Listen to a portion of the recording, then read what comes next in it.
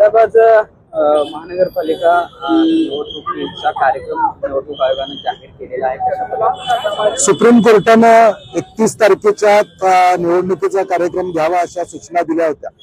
नगरपालिका नगरपंचायत झालं, आता 29 महानगरपालिकेचं या राज्यामध्ये रणधुमाळी सुरू झालेली आहे.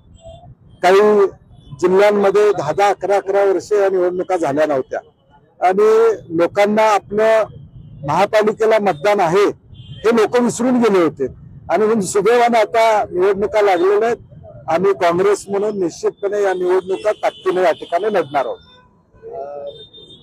आपण नगरपंचायत निवडणुकीत जर बघितलं तर 3 ते 4 दिवसांचाच अवधी उमेदवारांना प्रचारासाठी मिळालेला होता. मात्र या सगळ्या महानगरपालिका निवडणुकीमध्ये जवळपास 10 ते 12 दिवस मिळत आहेत प्रचाराला.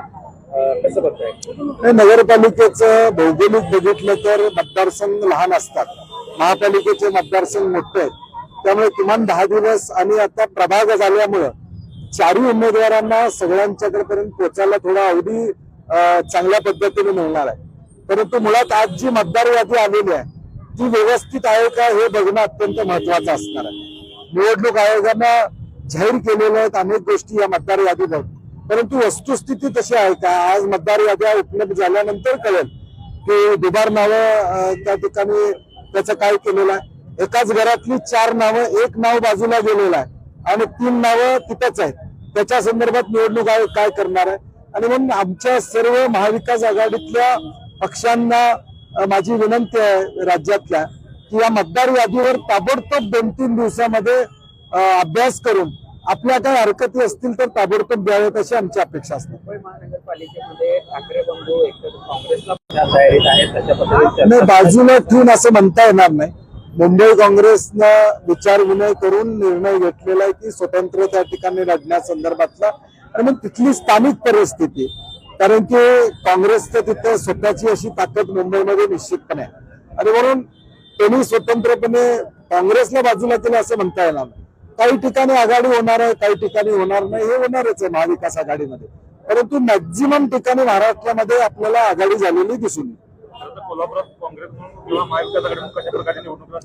नाही, कोल्हापूरमध्ये सुद्धा आम्ही काँग्रेस पक्षाने कमिटी केली आहे की शिवसेना, राष्ट्रवादी, इंडिया आघाडीतल्या घटक पक्षांशी त्यांनी 2 दिवस चर्चा केलेली आहे. ते उद्या परवा मला अहवाल देतील. उद्या काँग्रेसच्या वतीने जवळजवळ 300-350 इच्छुकांच्या उद्या आणि परवा आम्ही अर्धा तास प्रभागाला प्रत्येकाला देऊन मुलाखती काँग्रेस कमिटीमध्ये ठेवलेल्या आहेत. एकूणच काँग्रेस ताकदीने निवडणं कसं महाराष्ट्रामध्ये या निवडणुकीला सामोरं जाणार आहे. नाही, आता पुण्यामध्ये राष्ट्रवादीची गरज वाटत नसेल भाजपला म्हणून त्यांनी बाजूला केला असेल. ज्यावेळी गरज होती विधानसभेला, लोकसभेला, त्यावेळी घेतलं भाजपनं. आता अजितदादांची गरज वाटत नसेल, त्यांना गरज संपली असेल. नाही, आता मी म्हणलं तसं आमच्या वतीने कमिटी केलेली आहे, ते मला 2 दिवसात अहवाल देणार आहेत आणि तो अहवाल आल्यानंतर कुठं आम्ही त्यांना शिवसेना असेल, राष्ट्रवादी असतील, जिथे जिथे ऍडजस्ट करता येईल तिथे तेवढे आम्ही नाही आता चालू होईल. आज आता जाहीर झाल्यामुळं आता या बैठकींचा वेळ वाढेल. कोल्हापूर महानगरपालिकेत काँग्रेस असेल किंवा महाविकास आघाडी प्रमुख विरोधक कोण मानते? कारण आपण पाहतो की निवडणुका महायुतीविरुद्ध महाविकास आघाडी होतील असं वाटतंय का तुम्हाला?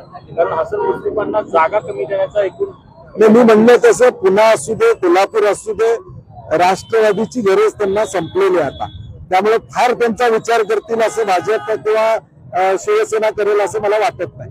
आणि आता सीट वाटपामध्ये ते स्पष्ट दिसेल. गेल्या 15 वर्षात काँग्रेसनं कोणतंही मोठं काम केलं नाही. कोल्हापुरात अशी टीका खासदार माडकांनी केली नाही. मला वाटतं त्यांना टीका करण्याशिवाय दुसरं काही येत नाही. गेल्या 3.5 वर्षामध्ये काय केलं त्यांनी उत्तर त्या ठिकाणी दिलं पाहिजे. तो कसला हवेतला ब्रिज अजून व्हायचा आहे, इलेक्ट्रिकल ईव्ही बसेस कोल्हापूरमध्ये 100 येणार होत्या, त्याचं काय झालं ते उत्तर. मला वाटतं टीका करण्यापेक्षा आम्ही केलेलं काम आम्ही सांगू. पोलिसांच्या वसाहतीसाठी इथं निधी आम्ही आणला, थेट पाईपलाईन योजना ही कोल्हापूरपर्यंत आणण्याचं काम केलं, परंतु गेल्या 3.5 वर्षामध्ये या कोल्हापूर शहरामध्ये महायुतीच्या सरकारनं नेमकं काय केलं? 100 कोटीचे रस्ते आले, परंतु त्या रस्त्याचा दर्जा तुम्ही सगळ्यांनी बघितलेला आहे. सर्किट बेंचने त्याची दखल घेतली, म्हणजे काम किती चांगलं आहे हे दिसून येते. अं? काही ठिकाणी भाजपसोबत काही ठिकाणी नाही, महापालिकेचं वेगळं, नगरपालिका या स्थानिक पातळीवरच्या निवडणुका आहेत. त्यामुळे काही ठिकाणी वेगवेगळे पक्ष एकत्र आले असले तरी महापालिका कोल्हापूर असू दे, पुणे असू दे, सांगलीमध्ये जयंत पाटील साहेब, विश्वजित कदम, विशाल पाटील एकत्रितपणे लढणार म्हणून जाहीर केलेलं आहे. आणि म्हणून महाविकास आघाडी हे प्रबळपणे सगळीकडे आपल्याला दिसेल. आणि ह्या हिवाळी अधिवेशनात तरी राज्याला विरोधी पक्ष नेता मिळेल अशी अपेक्षा होती, मात्र तसं काही झालेलं दिसलं नाही. नाही, संविधानावर विश्वास सरकारचा नाही आहे, लोकशाहीवर विश्वास त्या ठिकाणी नाही आहे.